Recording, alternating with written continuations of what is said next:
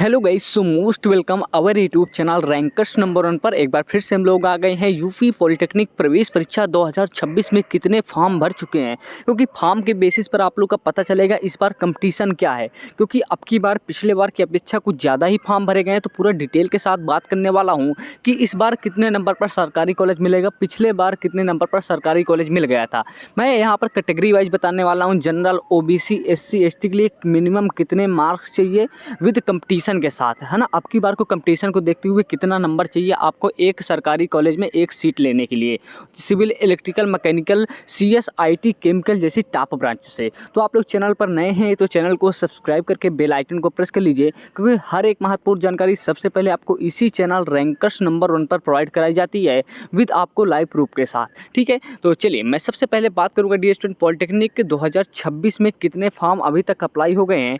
तो डियर आपको फॉर्म भरने की लास्ट डेट डियर स्टूडेंट 30 अप्रैल है। ठीक है, 30 अप्रैल है। ये आपका आज हो गया 4 अप्रैल। 4 अप्रैल तक जो फॉर्म अप्लाई हुए हैं डियर स्टूडेंट, वो आपके 2,80,000 फॉर्म अप्लाई हो गए हैं, जिसमें से सबसे ज़्यादा जो फॉर्म है डियर स्टूडेंट वो ग्रुप ए के फॉर्म भरे गए हैं। फिर उसके बाद ग्रुप ई के फॉर्म भरे गए हैं। ग्रुप ई के फॉर्म कम से कम आपके 70,000 फॉर्म हैं। बाकी जो 2,10,000 फॉर्म हैं उसमें से 10,000 से 20,000 फॉर्म आप लोग के ग्रुप के हैं। अदरवाइज टोटल फॉर्म आपके ग्रुप ए के हैं। तो टोटल अगर मैं फॉर्म की बात करूं, अभी तक जो अप्लाई हुए हैं डियर स्टूडेंट, वो अभी तक 2,80,000 फॉर्म अप्लाई हो चुके हैं।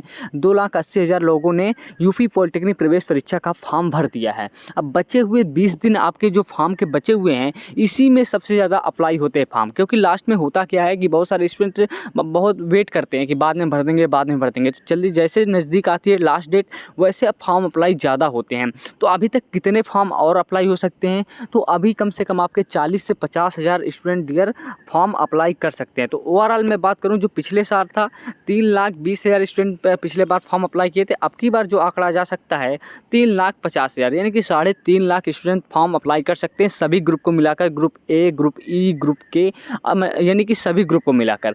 तो ये अब की बार का आंकड़ा है 3.5 लाख स्टूडेंट फॉर्म अप्लाई करेंगे, यानी कि पिछले बार से ज़्यादा फॉर्म अब की बार अप्लाई होने की संभावना है डियर स्टूडेंट। तो कंपटीशन भी अब की बार हाई होने वाला है। क्यों हाई होने वाला है, इसका मेन रीज़न ये है कि माइनस मार्किंग नहीं है। देखो, माइनस मार्किंग पिछले बार स्टार्टिंग से नहीं पता थी माइनस मार्किंग नहीं है, लास्ट में पता चली जाके। ठीक है, तो अब की बार स्टार्टिंग से ही पता है कि माइनस मार्किंग नहीं है।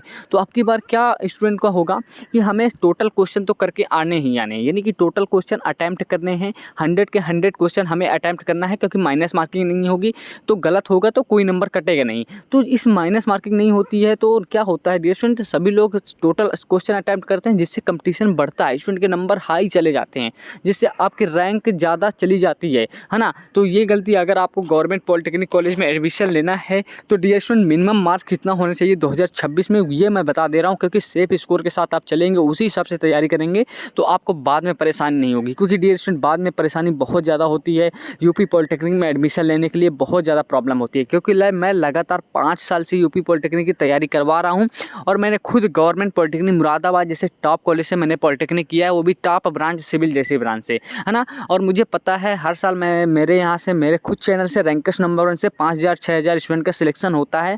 ठीक है, मैं खुद काउंसलिंग करता हूँ अपने हाथों से, उनके रैंक के हिसाब से, उनके नंबर के हिसाब से। कम नंबर पर भी मैंने 80 90 नंबर पर भी मैंने कॉलेज दिलवाया है।